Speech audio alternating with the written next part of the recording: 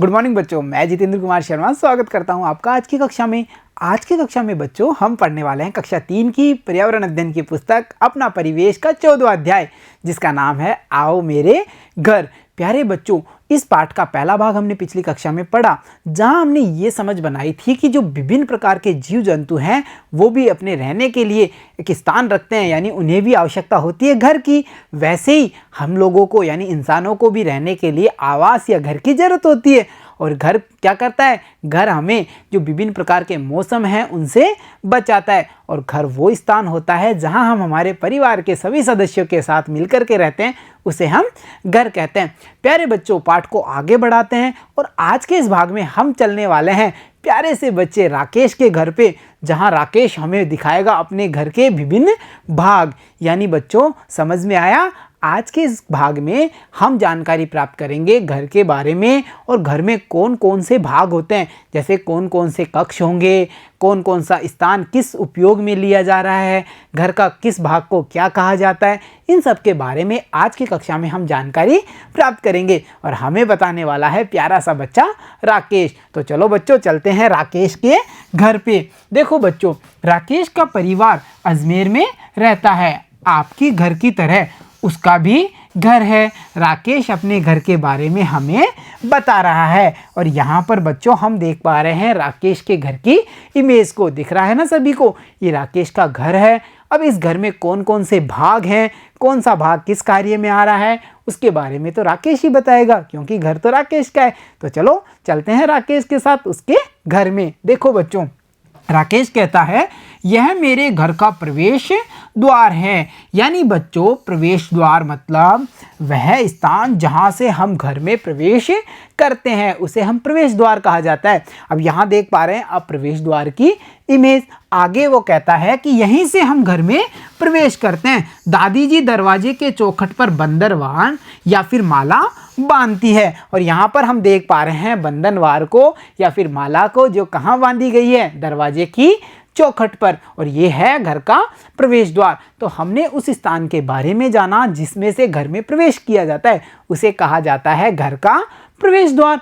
अब बच्चों आगे, जैसे हमने घर के प्रवेश द्वार से घर में तो प्रवेश कर लिया, अब आगे कौन सा स्थान हम देखने वाले हैं राकेश के साथ में? तो देखो बच्चों, यह हमारे घर का आंगन है। यानी जैसे ही हमने प्रवेश द्वार से अंदर एंट्री ली, अंदर प्रवेश किया, सामने आया घर का आंगन। अब ये आंगन किस काम में आता है? आंगन में परिवार के सदस्य क्या क्या कार्य कर सकते हैं? तो देखो, मैं और मेरे चचेरे भाई बहन यहाँ बैठ कर के दादाजी से कहानियाँ सुनते हैं। कभी कभी मेरी माताजी बढ़िया, पापड़ और राबड़ी बनाकर यहीं पर सुखाती है। जैसा कि इमेज में हम देख पा रहे हैं, घर की महिलाओं को जो राबड़िया, पापड़ जैसी चीज़ें बना रही हैं घर के आंगन में और उन्हें वहीं पर सुखाने की तैयारी कर रहे हैं। यानी बच्चों, हमने अब तक के पाठ में घर के प्रवेश द्वार के बारे में जाना और साथ ही साथ हमने समझ बनाई घर के आंगन के बारे में। तो चलो अब आंगन से आगे निकल करके हम राकेश के साथ कहाँ पहुँच जाते हैं? हम पहुँचते हैं घर के बैठक कक्ष में, जहाँ राकेश बताता है यह मेरे घर का बैठक कक्ष है। हम मेहमानों का स्वागत यहीं करते हैं। यानी बैठक वो स्थान होता है जहाँ पर आगंतुकों या मेहमानों का स्वागत किया जाता है। और जैसा हम इमेज में देख पा रहे हैं, यह है राकेश के घर का बैठक कक्ष। बच्चों आगे देखिए, राकेश कहता है मेहमान आने पर हमें अच्छा लगता है। मैं उन्हें पानी पिलाता हूँ, मेरी माँ चाय बना करके लाती है। यानी देखा आपने, मेहमानों का कितना स्वागत किया जाता है। और मेहमानों के जो बैठने का स्थान होता है या मेहमानों के लिए घर में जो स्थान सुरक्षित किया जाता है, या हम कह सकते हैं कि मेहमानों के उपयोग के लिए घर का होता है वो स्थान, जिसे हम कहते हैं बैठक कक्ष। तो बच्चों, हम आंगन से प्रवेश कर चुके हैं बैठक कक्ष में। अब बैठक कक्ष से निकल करके हम राकेश के साथ कहाँ जाने वाले हैं? तो देखो, हमारे घर में 4 शयन कक्ष हैं। ये शयन कक्ष क्या होते हैं बच्चों? तो देखो, राकेश बताता है यह हमारा शयन कक्ष है, इसमें हम सोते हैं। यानी बच्चों, यह वो स्थान है जो हमारे सोने के काम में आता है, जिसे हम कहते हैं शयन कक्ष। और देखो बच्चों, आगे राकेश कहता है मैं अपने दादाजी के साथ सोता हूँ। मेहमानों के सोने के लिए अलग से कक्ष है, यानी घर के सदस्यों के जो शयन कक्ष होंगे वो अलग होंगे और जो आगंतुक या मेहमान होंगे उनके जो शयन कक्ष होते हैं वो अलग होते हैं। तो हमने राकेश के साथ मिलकर के कितने सारे भागों की जानकारी प्राप्त की है। तो चलो आगे देखते हैं और घर में कौन कौन से भाग होने वाले हैं।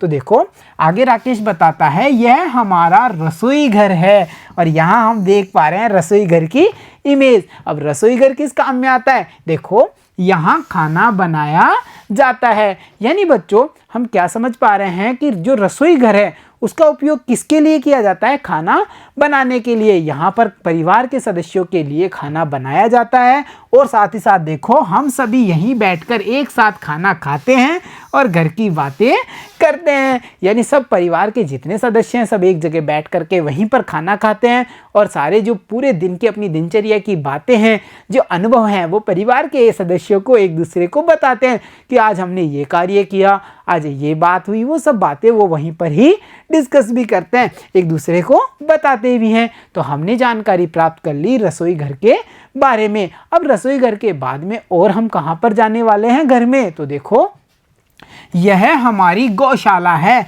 हमारी गायें यहीं रहती हैं, यानी बच्चों घर के बाहर या घर के एक तरफ हम कह सकते हैं यह स्थान संरक्षित होता है गौशाला के नाम से, जहाँ पर जो पशुपालक होते हैं या कुछ परिवारों में आपने देखा होगा पशुओं को भी पालते हैं, तो ये गौशाला वो स्थान माना जाता है जहाँ पर गायों को रखा जाता है, यानी घर में जो पालतू पशु हैं उन्हें इस स्थान पर रखा जाता है। और इसे अलग अलग घरों में अलग अलग नाम से जाना जाता है, कोई इसे बाड़े के नाम से भी कहता है, कोई गौशाला कहता है, ये सब नाम इसी के होते हैं। यानी ये वो स्थान होगा घर में या घर के पास जहाँ पर हमारे मवेशियों या पशुओं को रखा जाता है।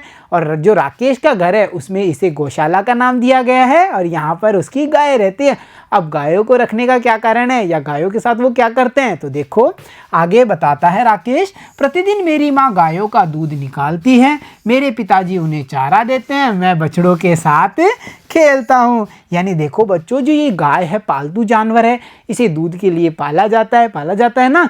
इस वजह से राकेश के जो परिवार हैं उन्होंने भी गाय को पाला हुआ है, वो गौशाला में रखते हैं और जो राकेश की माँ है वो गाय का दूध निकालती है। साथ ही साथ देखो राकेश कितना अच्छा है, वो जानवरों के साथ कितना अच्छा व्यवहार करता है, मैं बछड़ों के साथ खेलता हूँ, यानी वो उन्हें बेवजह तंग नहीं करता है। अब बच्चों हमने ये तो जाना कि घर का एक भाग गौशाला है, अब उसके बाद में अगला भाग कौन सा होने वाला है?